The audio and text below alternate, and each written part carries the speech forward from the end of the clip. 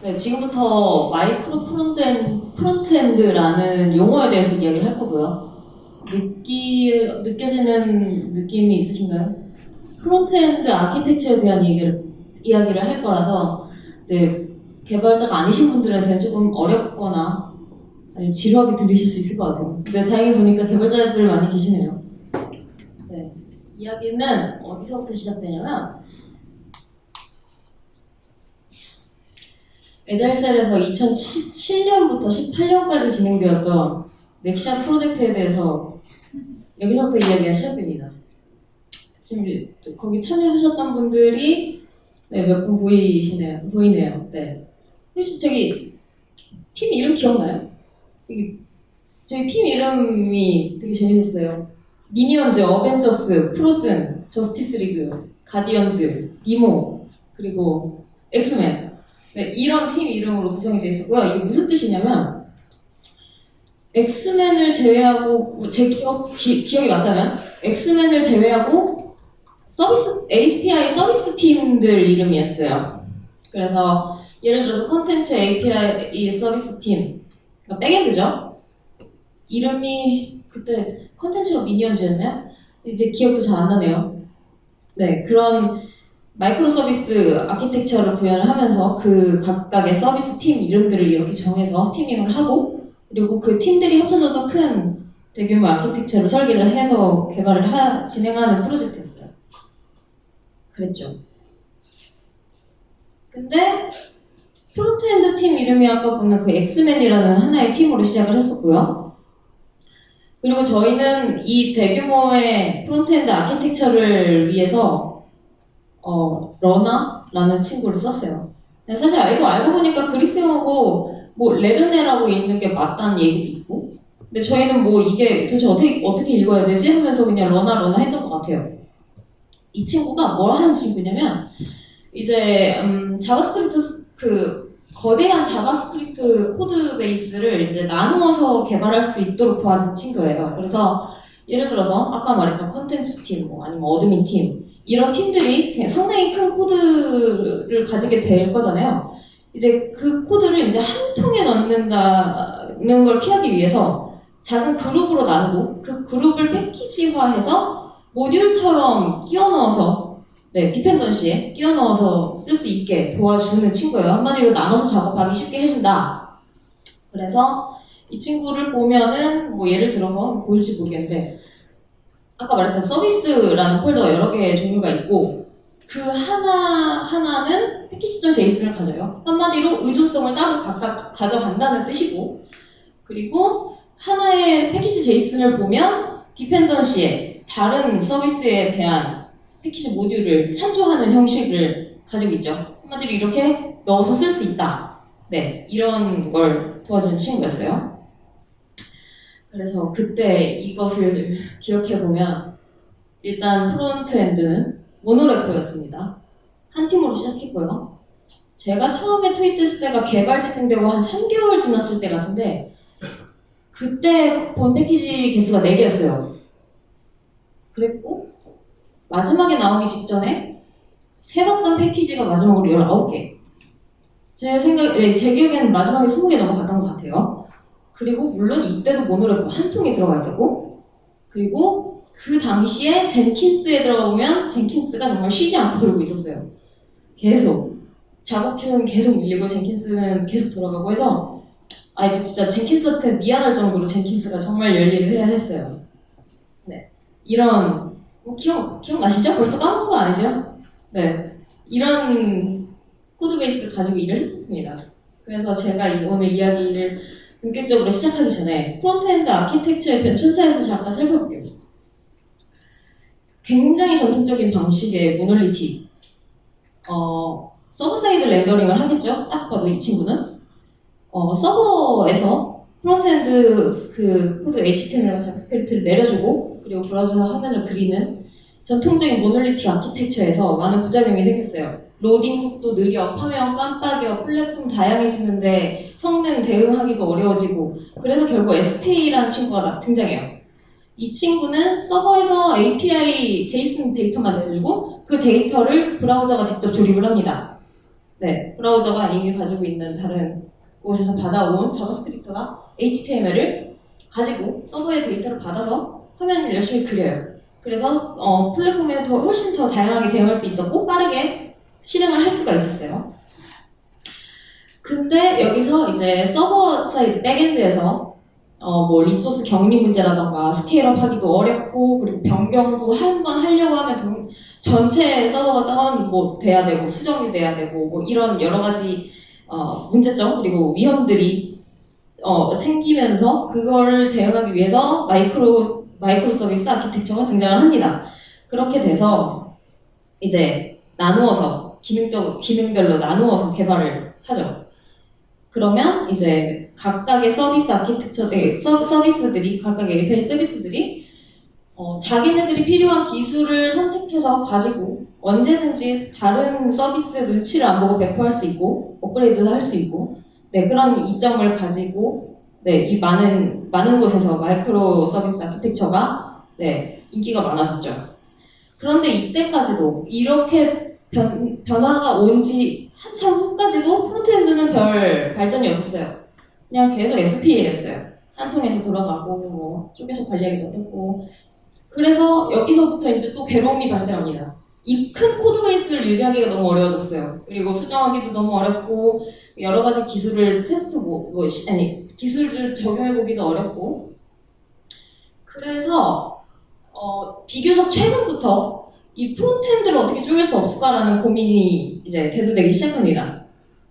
그래서 오늘 이야기하려고 하는 것이 여기에 있는 요 부분 마이크로 프론트엔드라고 부르고 있어요. 하나의 프론트엔드 모듈이라고 할까요? 네, 프론트엔드 모듈이 나눠져서 하나의 화면을 그리게 되는 이 구조에 대한 것을 이야기를 할 거고요. 그리고 이 고민이 늦어진 이유는 아무래도 몇몇 개발자의 의견은 이런 거였어요.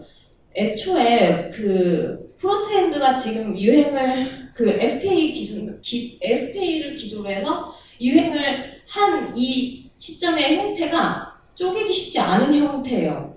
공감을 하실지 모르겠지만 그래서 쪼개기 쉬운 형태가 아니어서 이 고민이나 발전이 늦어진 게 아니냐라는 의견도 있었고 그래서 소트웍스에서 그 전에 이 마이크로 프론트엔드라는 용어는 사실 등장한 지가 좀 얼마 안 됐어요. 그 전에는 사실 같은 고민은 늘 오랫동안 있어 왔고 많은 개발자들이 다른 용어를 통해서 고민을 했어요. 뭐 이거 잘 쪼갤 수 없겠느냐, 잘 합칠 수 없겠느냐, 또는 뭐 버티컬라이즈드 시스템 아니면 뭐 프론트엔드 인티그레이션 뭐 이런 이야기를 많이 하고 있었는데 결정적으로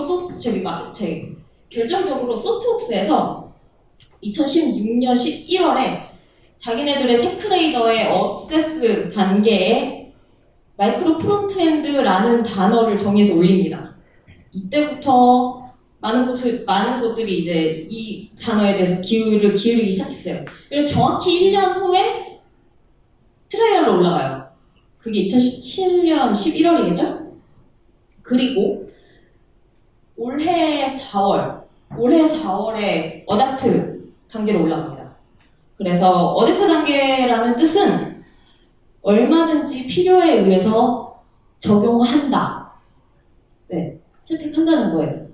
뭐 무조건 채택한다는 건 아니고 얼마든지 검토에 의한 타당성이 검토가 되면은 적용을 한다.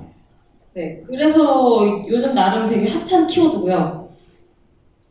이들이 정의하는 마이크로 프론트엔드는 독립적으로 제공 가능한 프론트엔드 어플리케이션들로 더 큰 하나의 전체 어플리케이션을 구성하는 아키텍처 스타일. 네, 여기서 주목해야 할 단어는 독립적으로 제공 가능한. 네, 독립적으로 제공 가능한 프론트엔드가 모여서 하나의 전체 어플리케이션을 구성하는 형태이다. 이거든요. 그래서 이것에 대해서 어떤 특징이 있고 뭐 예전에는 어떻게 구현하는지 이런 거에 대해서 이야기를 더 나눠볼 거예요. 제가 본 문서는 이거고요. 이거 소프트웍스의 캠 잭슨 아저씨가 올해 6월 19일 한 달 남짓 전에 최종 발간한 글이에요. 그래서 분량도 조금 있고, 네, 이 자료가 되게 저는 되게 괜찮았던 이유가 일단 가장 최신 거고요. 근데 뭔가 트렌디한 느낌이 들잖아요. 그리고 최근 거라 그런지 기존에 많은 사람들이 고민했던 것들, 경험했던 것들, 그리고 그로 인해서 이제 도출된 방법들, 개괄적인 것들이 잘 정리되어 있습니다. 그래서 이걸 한번 쭉 정독을 한다 하면 다른 곳에서 쓰여진 경험담들을 이해하기가 쉬우실 거예요. 그리고 아주 좋게도 예제와 데모를 제공을 합니다. 너무 좋았어요. 네, 그리고 또 이 사람들이 지금 이 마이크로 프론트엔드라는 단어를 꺼내가지고 난리가 났는데 얘네들을 책임감 있게 정리해두지 않았을까 라는 생각으로 이 문서만 봤어요, 열심히. 그래서 이 문서에서 이야기하려는 거는 최근의 추세는 프론트엔드를 관리하기 쉽게 쪼개는 추세이다. 그리고 그렇게 하면 어떻게 효율성이 높아지고 어떤 이점이 있고 어떤 비용이 있는지 그리고 어떤 차이점이 있고 그러면 그걸 어떻게 하는지 예제까지 살펴보는 내용을 보실 수 있을 거예요. 그래서 이점은 이렇습니다. 이점은 크게 4가지 카테고리인데 이걸 이점이라고 생각하셔도 되고 마이크로 프론트엔드의 요건이라고 봐도 될 것 같아요. 한마디로 정의. 마이크로 프론트엔드란 이래야 한다 또는 이렇다 라고 생각하고 들으셔도 될 것 같아요. 첫 번째, 점진적인 업그레이드. 일부분을 고치기 위해서 전체를 스탑하거나 전체에 영향을 끼치지 않고도 한쪽씩 나눠서 업그레이드 할 수 있다. 그리고 그 동안에 다른 부분은 절대 위험에 처하지 않고 그리고 다른 새로운 예를 들어서 소스 코드를 업그레이드 해야 될 때 버전을 올릴 때 패키지 버전을 올릴 때 그때 다른 곳에 영향을 주지 않고 테스트를 하면서 올릴 수가 있겠죠. 그리고 두 번째, 코드 베이스가 작다. 간단한 코드 베이스. 일단 당연하게도 작업하기가 쉬울 거고요. 그리고 서로의 결합도가 떨어지면서 영양도가 부적절한 결합을 피할 수 있을 거고 그리고 그 서로 떨어진 친구들 사이에 데이터를 주고받는 방식을 정해놓음으로써 훨씬 디커플링된 코드 베이스를 유지하기 쉬울 거고요. 그리고 그렇다고 해서 코드 품질을 커버해준다는 뜻은 아니었어요. 이거는 늘 우리가 알아서 잘해야 되는 문제이기 때문에 그렇고 그리고 배포 단계 파이프라인을 따로따로 구성하는 것. 독립적인 배포. 한 부분은 개발을 통해서 빌드 배포까지 하는데 다른 파이프라인의 상황을 전혀 고려하지 않아도 내가 하고 싶으면 할 수 있어야 한다. 그리고 할 수 있다. 고요. 이것의 장점은 말 안 해도 아마 아실 거라고 생각을 해요. 배포를 해서 잘못됐어요. 그럼 다른 거 다 무너지는 상황이 아니고 내 것만 조용히 고치면 되는. 그리고 다른 곳이 그렇게 되고 있어도 내 배포가 중단되는 일 없이 기다리는 일 없이 배치를 할 수 있는 그런 장점이 있고 그리고 자율적인 팀이라고 하면 될 것 같은데 보시면은 이렇게 나있어요. 이렇게 가로로 수평으로 자르지 말래요. 수직으로 자르래요. 한마디로 하나의 서비스를 온전히 한 팀이 가져가서 이 아이디어가 출시에 이르기까지 한 팀이 온전히 가져갈 수 있도록 해야 한다. 그렇게 해서 아이디어를 구현하는데 훨씬 더 자유로움을 가질 수 있고 독립적인 아이디어를 생산해낼 수 있고 그리고 신속하고 커뮤니케이션 비용이 적어지니까 빠르게 고객들에게 릴리즈할 수 있도록 하는 게 이들의 장점이고 그래야 한다라는 이야기예요. 그래서 정리를 하면 이렇게 정리가 될 수가 있겠는데 당연스럽게도 기존 MSA 아키텍처가 말하는 장점하고 매우 유사합니다. 여기에다가 브라우저가 가지는 특징 이런 것들만 좀 더 붙이면 이 마이크로 프론트엔드의 강점이라고 할 수 있을 것 같아요. 그리고 당연히 아키텍처에 공짜는 없다. 득이 있으면 실이 있고 장점이 있으면 단점이 있다. 그리고 이들의 이들의 서론의 결론은 이런 거였어요. 그럼에도 불구하고 우리는 이 리스크들을 관리할 수 있고 그 비용보다 이점이 훨씬 중요할 때가 있다고 판단한다. 네, 이럴 때 쓰겠다는 거죠. 네, 그런 이야기예요. 저 아까 이게 수평이니 수직이니에서 팀 나누는 이야기가 잠깐 나왔는데 그렇다면 어떻게 나누는가? 팀은 어떻게 나누는가? 분명히 넥샵 할 때도 저는 맨 처음에 맨 처음부터 투입된 건 아니어가지고 팀을 어떻게 잘랐는지 왜 그렇게 자르게 됐는지까지는 이제 들어가 보지 않았는데 아마 꽤 오랜 고민의 시간을 가졌을 거예요. 도메인 모델을 분리하시느라고. 그것과 같습니다. 같은 고민이에요. DDD, 도메인 드리븐 디자인 이 원 기존 똑같고요. 사용자 중심 그리고 사용하는 사람의 비즈니스적 그 도메인을 잘 구분해내라가 네, 핵심이에요. 그래서 사용자 행동을 잘 분석해서 마이크로 프론트엔드의 단위를 식별하라 라는 내용이 나와 있습니다. 그리고 충분한 아키텍처 설계가 필요하지만 변경은 불가피하기 때문에 적당히 실행하고 지속적으로 관찰해라 라는 이야기예요. 그래서 생각을 해보는 거예요. 이런 걸 만들려고 해요. 우리가 만약에 이런 홈페이지를 만들려고 하면 이걸 어떻게 쪼갤까라는 생각을 하는 거예요. 여기서 예시로 가이드하는 건 이렇습니다. 전체 컨테이너 어플리케이션이 있고 그 다음에 맨 메인에는 브라우즈라는 마이크로 프론트엔드 앱이 떠요. 이거는 그 한마디로 탐색하는 영역을 이 브라우즈라는 마이크로 프론트엔드에게 맡기겠다라는 거거든요. 그리고 뭐 헤더나 내비게이션 바나 푸터 이런 것들은 컨테이너에서 안고 있고 내부만 바꿔주겠다라는 거죠. 네, 그래서 이렇게 할 때 그렇다면 어떻게 통합하느냐? 나눠서 개발을 어떻게 하고 어떻게 통합하느냐에 대한 방법이 여기서 5가지로 정리를 해요. 하나는 서버 사이드에서 하는 거, 또 하나는 빌드 타임에 하는 거, 나머지 3개는 런 타임에 하는 거. 그래서 이것에 대해서 한번 또 살펴보도록 할게요. 첫 번째, 서버 사이드 렌더. 서버 사이드에서 템플릿을 조립하는 방법.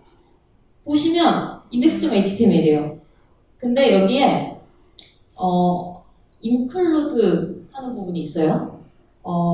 이렇게 include 해서 뭐 이런 변수의 HTML 파일을 불러온대요. 근데 이게 엔진엑스에서는 또 이렇게 구성을 합니다. 엔진엑스에서는 이 URL을 받았을 때 페이지라는 변수는 브라우저야 라고 정의를 해놔요. 나머지도 마찬가지. 오더는 오더라는 이름이고 프로필은 프로필이라는 이름이에요. 그래서 라우팅 주소를 통해서 내가 어떤 프레그먼트를 내보내줄지를 엔진엑스에서 이렇게 설정을 하는 거예요. 이거 되게 익숙한 설정이죠. 이렇게 많이들 쓰시고 이미 있고 전통적인 방식입니다. 근데 이걸 마이크로 프론트엔드라고 부를 수 있는 이유는 아까 말했던 이점이자 정의를 모두 부합해요. 따로 페이지를 보여줄 수도 있고 따로 배포 가능하고 그리고 통합도 가능하고 모든 장점을 가지고 있어요. 그래서 이것도 전통적인 방식의 마이크로 프론트엔드 아키텍처예요.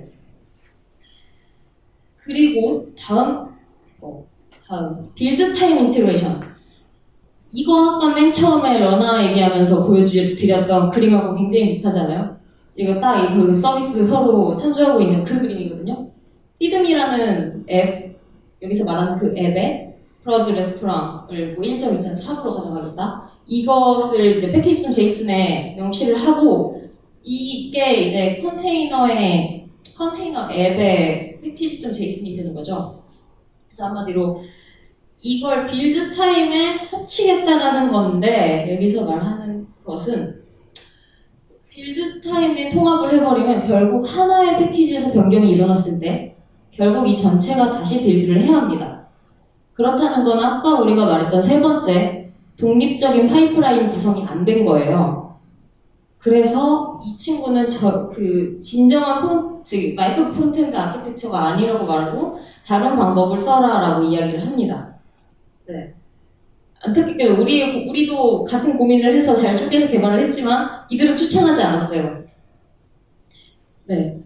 그리고 그래서 다음 방법을 보면 이제 이들이 추천하는 런타임 인테그레이션인데 첫 번째 아이프레임을 사용한다. 아이프레임도 상당히 전통적인 방식이에요. 그리고 우리도 익숙한 방식이기도 하고 스포티파이에서 이 방식으로 쓰고 있대요.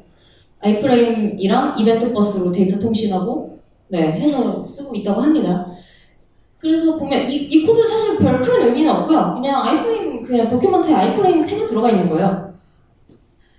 근데 이 방식의 단점이 있는데 유연성이 떨어진다는 단점이 있어요. 너무나 연관 짓기가 뭐라고 해야 될까요?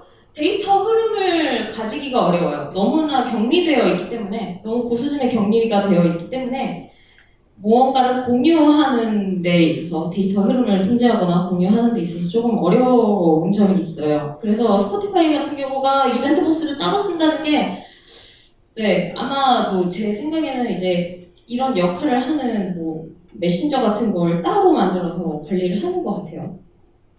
그래서 하지만 정말 프론트엔드, 마이크로 프론트엔드가 어렵다고 느껴질 때는 부합할 수 있는, 왜냐면 아까 말했던 모든 요건을 충족시키는 친구거든요, 이 친구도. 그래서 분명히 도입할 수 있는 아키텍처 중 하나입니다. 이제부터 말할 게 이 소프트웍스 분들이 가장 추천하는 방식 두 가지인데요. 그 중에 첫 번째, 이거 가장 핵심적인 거. 일반적으로 브라우저에서 무언가를 렌더링하는 코드를 넣는 게 아니고 마이크로 프론트엔드한테 코드를 받아서 내가 직접 그립니다. 컨테이너가 메인을 말하는 거예요. 제일 겉에 있는 큰 친구. 그래서 직접 컴포넌트를 그리거나 렌더링하면서 호출하는 게 아니고 마이크로 프론트엔드는 함수를 심어넣고 그리고 컨테이너가 그걸 호출하는 방식이에요. 이건 이따가 예제에서 자세히 볼 수가 있어요. 그리고 다음 거는 아까 이야기 드린 것과 똑같은데 단 차이점은 아까 함수를 그려놓고 그걸 호출하게 한다고 하지만 얘는 그냥 그거를 함수 대신에 컴포넌트를 직접 껴넣느냐 마느냐의 차이거든요. 그래서 조금 더 컴포넌트 웨이이다. 방식은 똑같습니다. 다만 차이점이 있다면 뭐 데이터 흐름을 조금 더 통제할 수 있을 것이고요. 일반 자바스크립트 함수보다는 컴포넌트가 훨씬 규율적이잖아요. 뭔가 통신하는 흐름도 그렇고. 그렇기 때문에 웹 컴포넌트의 그 스펙이 마음에 든다 하면 이 방식을 쓸 수 있다 라고 할 수가 있을 것 같아요. 그렇다면 스타일링 CSS는 어떡하고, 그렇다면 공통 컴포넌트는 어디 위치시키고, 그렇다면 얘네들끼리 어떻게 이야기를 하게 하고 테스팅은 어떻게 하는가. 첫 번째, 스타일. CSS의 고질적인 문제는 절대 변하지 않아요. 이걸 내가 마이크로 프론트엔드로 쪼갠다고 해서 브라우저에서 나중에 합쳐지는 건 똑같고요. 브라우저에서 일어나는 CSS의 모든 문제점은 그대로 일어납니다. 근데 단 문제점이 악화돼요. 왜냐하면 예를 들어서 우리가 모노레포에 한 코드 베이스로 작업을 해요. 내가 CSS라는 작성했어요. 그 이름이 이 코드 베이스에 있는지 없는지는 요즘 그래도 툴이 좋아져서 찾아져요. 근데 만약에 다른 팀으로 다른 레포지토리에서 코드를 관리한다? 그럼 다른 팀이 어떤 CSS를 어떻게 작업하는지 알 수가 없거든요. 그러면 이 CSS에 네임스페이스도 없고 중복 가능하고 캐스케이딩하고 뭐 이런 모든 약점들이 약화됩니다. 발견하기가 어려워져요. 사전에 이 UI적인 문제를 발견하기 어려워져서 그런 문제가 생기는데 결국에 해결 방법은 우리가 지금 하는 것과는 다르지가 않아요.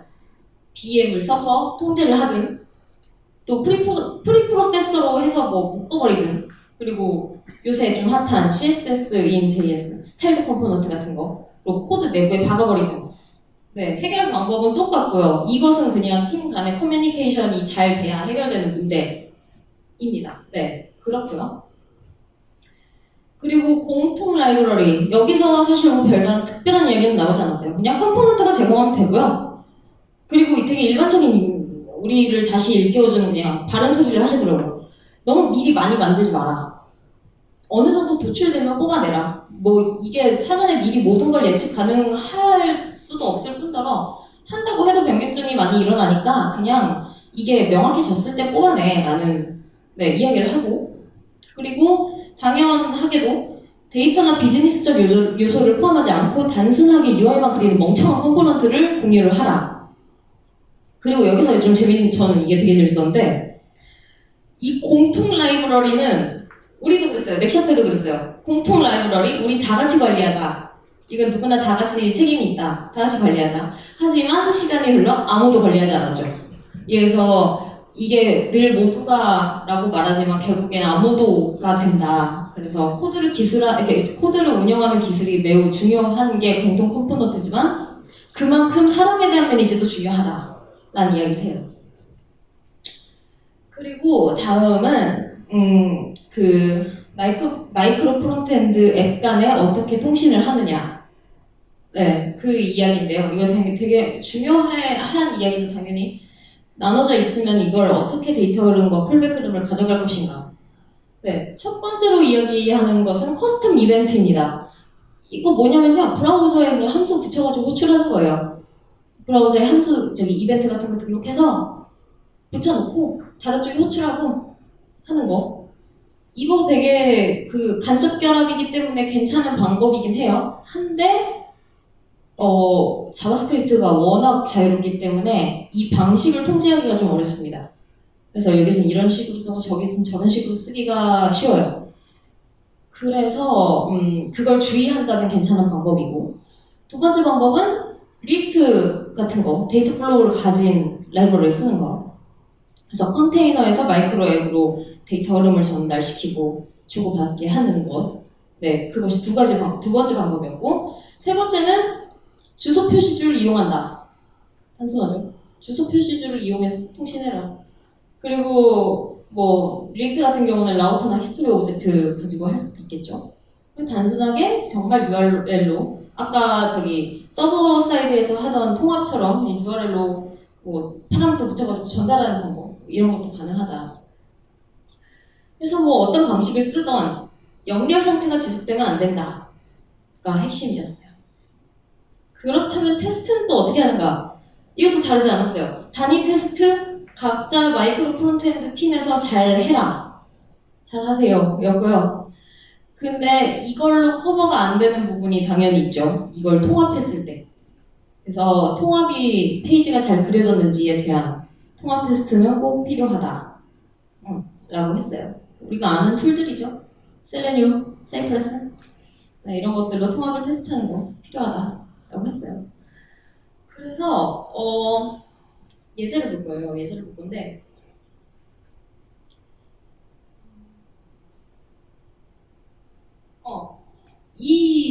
아까 도큐먼트에서 제공하는 데모 사이트예요. 이거 진짜로 아까 그 사람들이 만들어 놓은 마이크로 프론트엔드의 그 원리를 가지고 만들어 놓은 거고,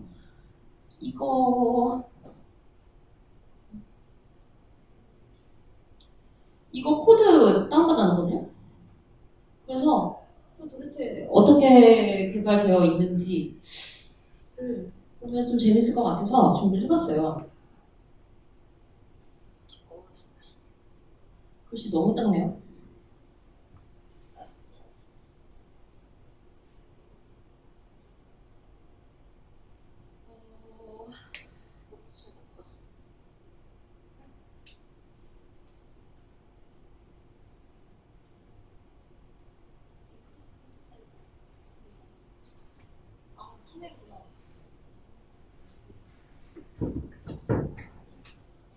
제가 툴을 잘 못 따르네요. 개발 못하는 걸 티내고 있네요.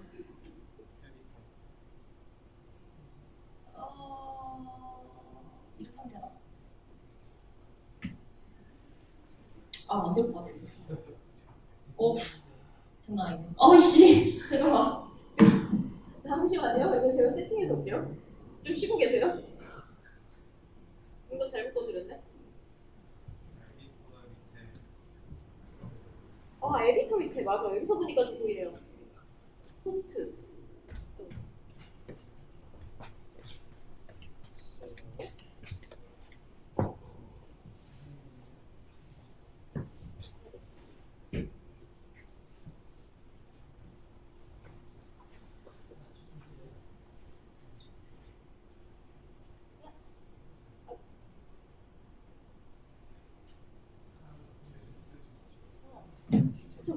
보이죠? 그래서 이겁니다. 이게 코드인데, 좀 보여드리고 싶은 게 하나 갑자기 생각났어요.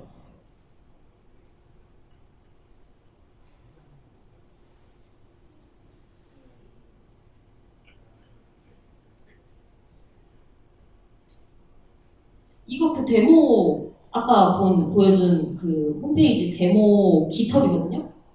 보면은 저는 약간 이거부터도 되게 신선했어요. 와, 씨, 이렇게 관리할 수 있구나. 우리는 진짜 한 통 속에 있는 모노레포 괴물 같은 거였는데, 진짜로 나눠져 있어요. 그래서 컨테이너랑 레스토랑 모드 브라우즈 컨텐츠 뭐 인프라인데, 여기 보면은 그냥 인프라는 진짜 인프라 관련된 거고, 배포 관련한 스크립트이고요. 컨텐츠는 가상의 서버 역할을 해요. 그래서 지금 아까 그려진 그림이나 그 레스토랑 메뉴 같은 거 가지고 얘가 제공하는 가상의 백엔드? 그래서 여기 보면 레스토랑 오더랑 브라우즈 이 두 개가 마이크로 프론트엔드 앱 그리고 이게 컨테이너 감싸고 있는 친구 결국 사용자가 보는 앱 이렇게 구성이 되어 있고요. 제가 다운받은 소스에 이게 다 지금 있는 상태예요. 그래서 순서대로 볼 거예요. 이게 컨테이너의 index.js. 여기서부터 리액트에 대한 지식이 약간 있으시면 더 듣기 좋으실 건데 일단 최대한 제가 쉽게 설명을 해볼게요.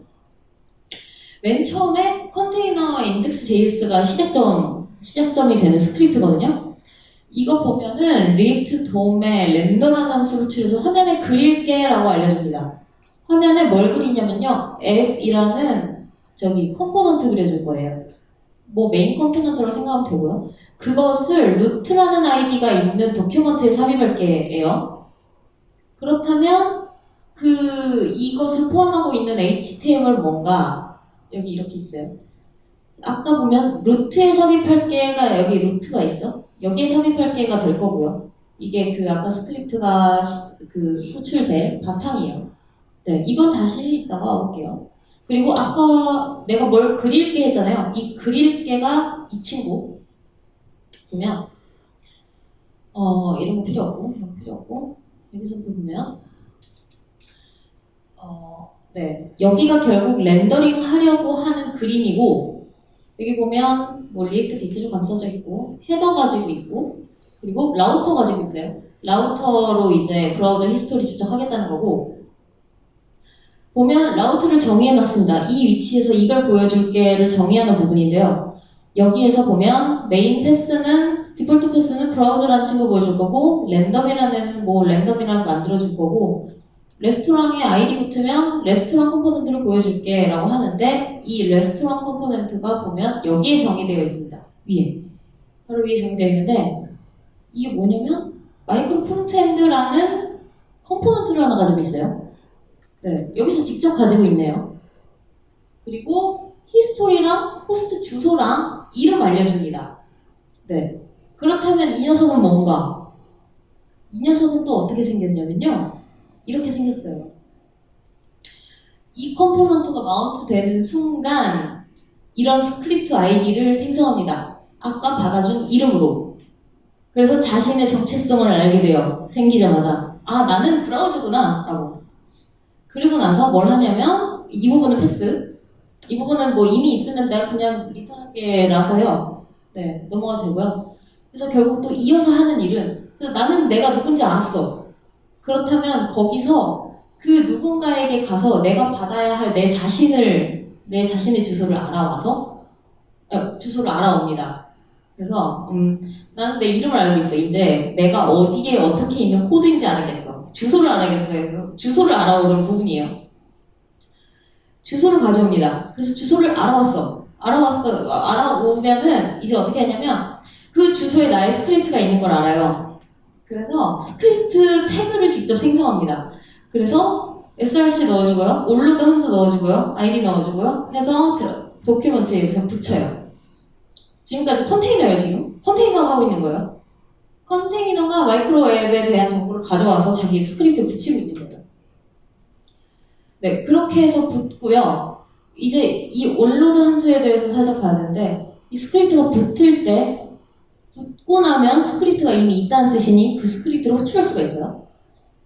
그래서 호출하는 부분이 있습니다. 여기 보면 윈도우 객체에서 렌더링에 어떤 컨테이너 이름을 넣고 호출을 해요. 이거 뭐 함수 부르는 부분이긴 한데 이름은 나중에 정해지는 어떠한 함수겠죠? 이 부분. 네, 그래서 렌더 마이크로 프론트엔드 한마디로 진짜로 렌더링 하는 부분. 이것의 정보를 마이크로 프론트엔드가 각자 넣어주는 거예요. 보면은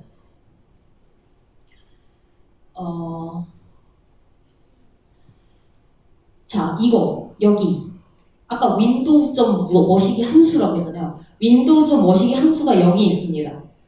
그래서 브라우즈라는 마이크로 프론트엔드 앱을 그린다. 그러면 아까 스크립트 그렸잖아요. 뭐 내 주소 알아오고 내 스크립트 불러와가지고 그렸잖아요. 그려지면 얘가 이제 도큐먼트에 붙어 있는 거예요. 이미 붙어 있다는 뜻이에요. 근데 이 친구 보통의 리액트 앱처럼 뭐 동점 렌더 함수를 호출하는 게 아니고 단순히 윈도우에다가 어떤 함수를 붙였잖아요. 이거 한마디로 즉시 실행을 하는 게 아니고 브라우저에 뭔가 붙여놓고 대기를 탄다는 거예요. 얘 입장에서는. 그래서 자신의 이름을 가진 이건 룰이겠죠? 이건 프론트엔드 팀끼리 룰을 짜야 돼요. 이 이름으로 한다. 이 이름으로 부를 테니 니들 이렇게 짜. 이런 룰은 정해놓고 시작해야 되고 그래서 이걸 붙여놓으면 아까 지금 윈도우.렌더 브라우저잖아요. 그러면 컨테이너가 윈도우.렌더 브라우저 네임 브라우저 그리고 그 컨테이너 이름이랑 뭐 히스토리를 인자로 넘겨주고 그 인자가 요 컨테이너 아이디가 되고 히스토리가 되네요. 그렇게 해서 이거를 컨테이너가 실행을 시키면 그제서야 그리는 거예요.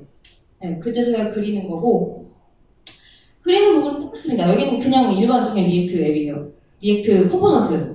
그래서 뭐 자기가 필요한 거 해가지고 넣어가지고 그래요. 네, 그런 방식이에요. 그래서 그리는 위치는 마이크로 프론트엔드라는 컴포넌트가 그려줍니다. 아까 있던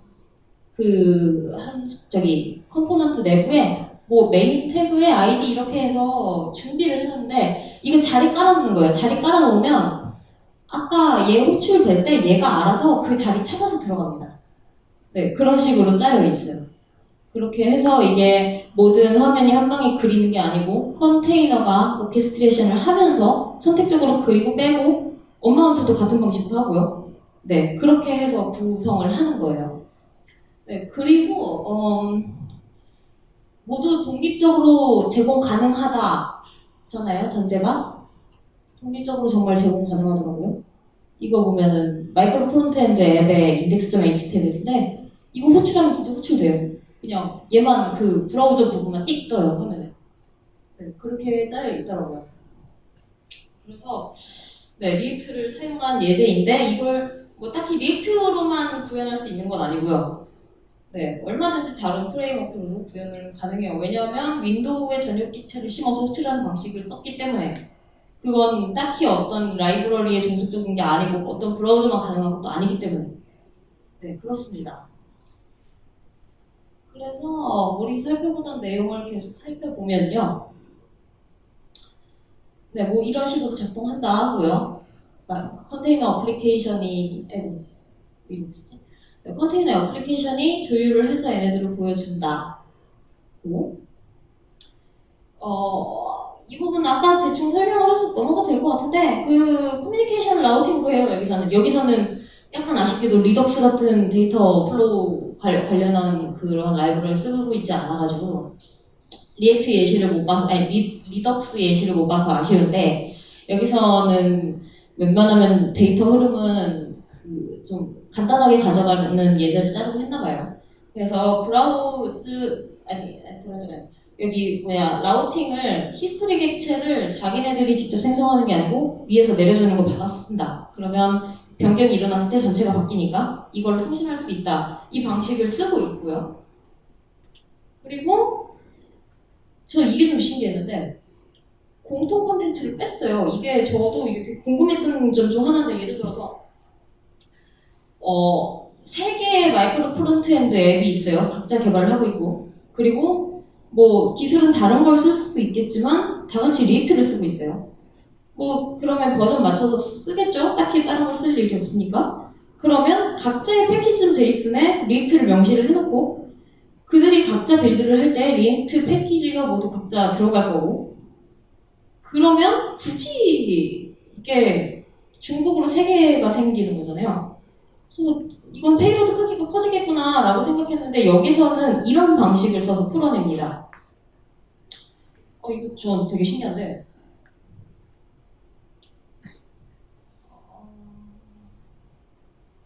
이런 모듈을 추가해놨어요. 이 내용이 내가 리액트는 이걸 참조하고 뭐 얘는 이걸 참조하고 이걸 참조하겠대요. 전 이 설정 사실 처음 봐서 이걸 정확히 해석은 못하겠는데 컴퓨터를 이런 식으로 익스포트를 해서 밖으로 빼서 그 다른 패키지들이 이걸 통해서 참조를 할 수 있도록 했더라고요. 그래서 보면은 아까 여기다 보통 우리가 생각하는 리액트 라이브러리가 껴져 있는 그림은 우리가 말아서 빌드한 자바스크립트 소스 내부에 리액트가 모듈화해서 이렇게 저렇게 써 있어요. 내부에. 그래서 한 통에 자바스크립트가 올 때 리액트가 같이 와요. 한 통에 들어있어요. 근데 여기 부분에서는 브라우저 단으로 빠져 있어요. 네, 스크립트를 브라우저에 넣어놓고 이거를 모든 모듈이 참조하도록 했더라고요. 네, 이게 되게 괜찮은 아이디어 같다고 생각했어요, 저. 그래서 이제 각자의 패키지들은 원래 하던 대로 자신의 자바스크립트에서 리액트를 뒤지는 게 아니라 그리고 브라우저가 그려진 상태에서 뒤지겠죠? 네, 그렇게 해서 페이로드 크기를 줄이고 공통 중복을 제거하는 방식을 썼더라고요. 네, 그러합니다.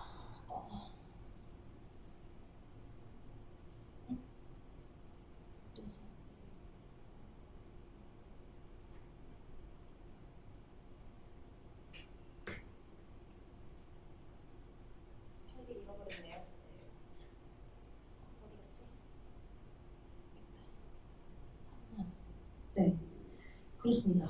네, 이제 마지막으로 단점에 대해서 한번 살펴볼게요. 단점이 있긴 있어요, 당연히. 첫 번째, 페이로드 사이즈. 아까 말했던 공통의 중복이 일어나요, 중복. 예를 들어서 내가 갖다 쓴 라이브러리 다른 팀에서도 썼는데 모르고 있어서 중복이 생긴다거나 뭐 그런 것들. 그래서 얼마든지 중복은 생길 수 있고 근데 이게 뭐 막을 수 있는 방법이 없는 건 아니지만 이분들은 뭐라고 말하냐면 어느 정도의 중복이 생겨도 장점이 더 크면 괜찮다를 말해요. 뭐 한마디로 득과 실이 있으니 알아서 고르라는 거기도 하고요.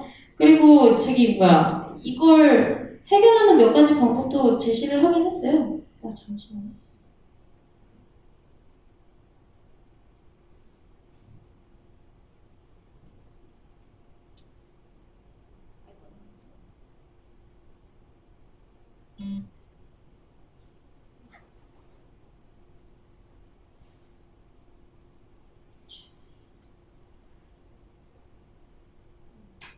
그리고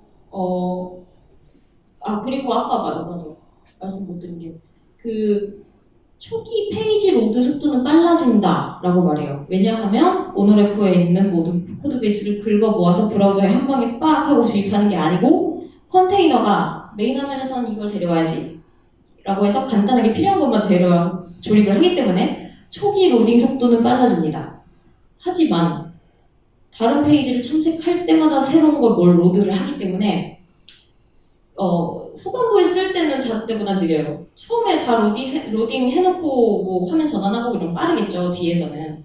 근데 이제 후속에 따라오는 탐색들이 느려진다. 네, 이런 이야기가 있고, 그래서 자신들이 해결한 방법, 아까 공통 라이브러리 외부로 빼는 거, 그리고 네, 그런 방법을 써라 라고 얘기를 하고 있고 그리고 뭐 나머지 똑같아요. 득 있으면 실이 있다 하고 넘어가요. 그리고 다음 거 환경의 다양성에서 올 수 있는 위험 이거 무슨 얘기냐면 아까 말했잖아요. 독립적으로 제공 가능하다. 독립적으로 제공 가능한 상태에서 개발을 하겠죠? 잘 되겠죠? 물론 잘 됐으니까 배포를 하고 근데 이게 나중에 통합 환경에서 망가진다거나 할 수 있는 위험이 있다는 거예요. 실제로 프로덕션 환경에서와 독립적으로 개발을 진행하기 때문에 이런 문제는 얼마든지 훨씬 더 많이 생길 수 있다. 그렇기 때문에 통합 환경에 대한 환경 테스트나 그리고 그런 통합 이슈에 대한 위험을 잘 처리해야 한다. 여기서도 그렇게 말해요. 이 개발 환경의 향상성이 통합 환경에 대한 이슈보다 훨씬 더 이점으로 다가온다면 쓰는 거다. 그건 너네들의 선택이다. 라고 이야기하고 있고, 마지막 단점은 분산의 일관성 유지. 네. 더 많은 레퍼지토리와 빌드 파이프라인과 뭐 더 많은 서버, 도메인 이런 것들이 생성될 거예요. 인프라적으로도 정말 더 숱하게 많은 것들이 생길 텐데 이것을 일관성 있고 확실하게 안정적으로 운영할 수 있느냐, 이것은 분명 리스크가 있을 것이다 라는 이야기를 해요. 그래서 이것에 대한 조직의 성숙도를 꼭 점검하면서 진행을 해라 라고 이야기를 합니다. 그래서 이분들의 결론은 이거예요. 프론트엔드 아키텍처도 되게 지속적인 트렌드가 되었으면 좋겠고, 그리고 계속 당연한 것으로 여겨져서 고민이 계속 되었으면 좋겠다 라고 이야기를 하면서 글을 마무리를 지어요, 이 문서가.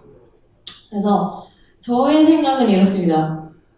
우리의 목표는 절대 멋진 아키텍처가 아니고 잘 맞는 아키텍처고, 그리고 분명히 사용하는데 이점도 있을 거고 어려움도 있을 거예요. 하지만 이제 이 단어가 나타난 지가 얼마 안 됐고, 그리고 많은 곳에서 경험적인 일들이 이루어지고 있을 거예요.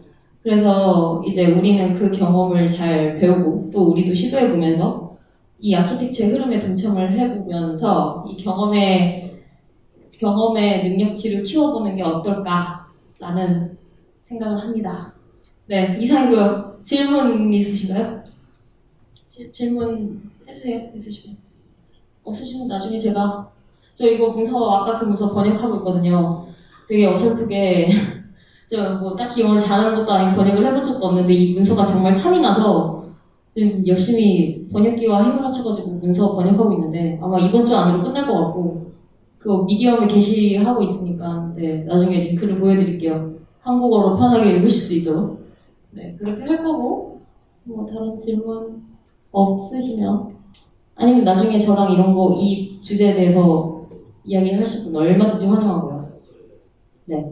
이상입니다. 감사합니다.